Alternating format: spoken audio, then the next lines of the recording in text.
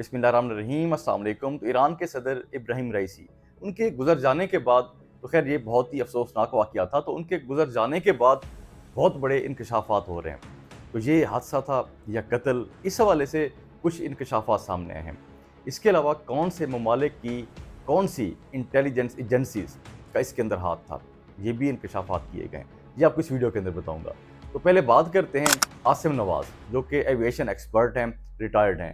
تو انہوں نے گفتگو کی ایئر وائی نیوز سے، تو وہ بتا رہے تھے کہ جو ہیلی کاپٹر تھا بیل 212، تو وہ کہتے ہیں کہ یہ ایسا ہیلی کاپٹر ہے، اس کے 2 انجن ہوتے ہیں، اگر ایک بند ہو جائے دوسرا ایکٹیو ہو جاتا ہے، اگر دونوں بھی بند ہو جائیں پھر بھی یہ آٹو روٹیشن کے اوپر چلا جاتا ہے۔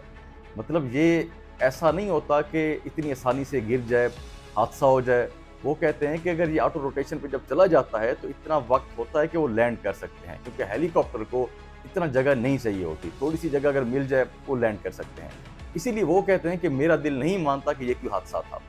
تو وہ کہہ رہے ہیں کہ جس طریقے سے ایران کے ایک بیرونی جو تھریٹس ہیں ان کو ہو سکتا ہے کہ اس طرح کا کوئی مسئلہ ہو، وہ کہہ رہے تھے کہ ہو سکتا ہے کہ اسرائیل کا یہ کام ہو۔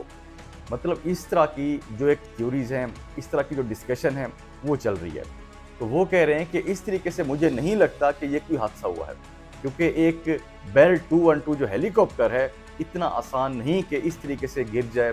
اس کے علاوہ وہ یہ بھی کہہ رہے تھے کہ جب حادثہ ہوتا ہے، جب لینڈنگ کے دوران، تو اس میں یہ ہوتا ہے کہ اس کے جو ٹکڑے ہوتے ہیں وہ چند گز تک ہی پھیلتے ہیں، لیکن جس طریقے سے اس جہاز کے، اس ہیلی کاپٹر کے جو ٹکڑے تھے وہ دور دور تک پھیلے ہوئے تھے، بکھرے ہوئے تھے۔ وہ کہتے ہیں کہ اس طریقے سے نہیں ہوتا، وہ اس طریقے سے ہو سکتا ہے کہ جب ہوا کے اندر ہی اس کو کریش کیا جائے، یا ہو سکتا ہے کہ اس کے اندر پہلے سے بم لگا دیا گیا ہو۔ تو وہ اس طرح کے انکشافات کر رہے ہیں، تو یہ انکشافات عاصم نواز صاحب کر رہے ہیں۔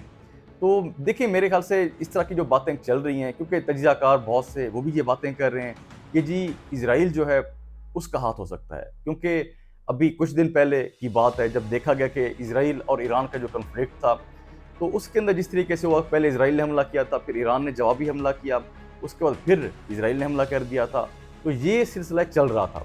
تو اسی لیے اسرائیل کے اوپر بہت سے جو لوگ ہیں یہ شک کر رہے ہیں کہ ہو سکتا ہے کہ ان کا کام ہو، لیکن اسرائیل کی طرف سے یہ کہا گیا کہ ہم نے یہ نہیں کیا۔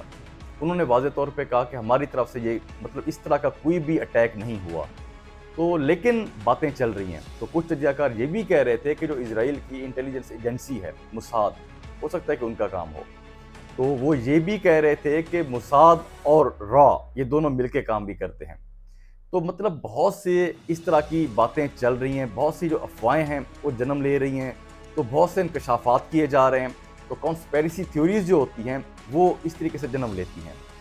تو لیکن جب تک انکوائری نہیں ہوتی تب تک کچھ نہیں کہا جا سکتا، کیونکہ جو ایریا دکھایا گیا جہاں پہ یہ حادثہ ہوا ہے، وہاں کی جب ویڈیوز، وہاں کی جب تصویریں سامنے آئیں تو وہاں پہ نظر آ رہا تھا کہ وہاں پہ فوگ بھی تھی، بڑے بڑے پہاڑ بھی تھے۔ ہو سکتا ہے کہ یہ حادثہ بھی ہوا ہو سکتا ہے کہ حادثہ نہ بھی ہو، لیکن کچھ نہیں کہا جا سکتا ابھی فی الحال جب تک انکوائری نہیں ہوگی۔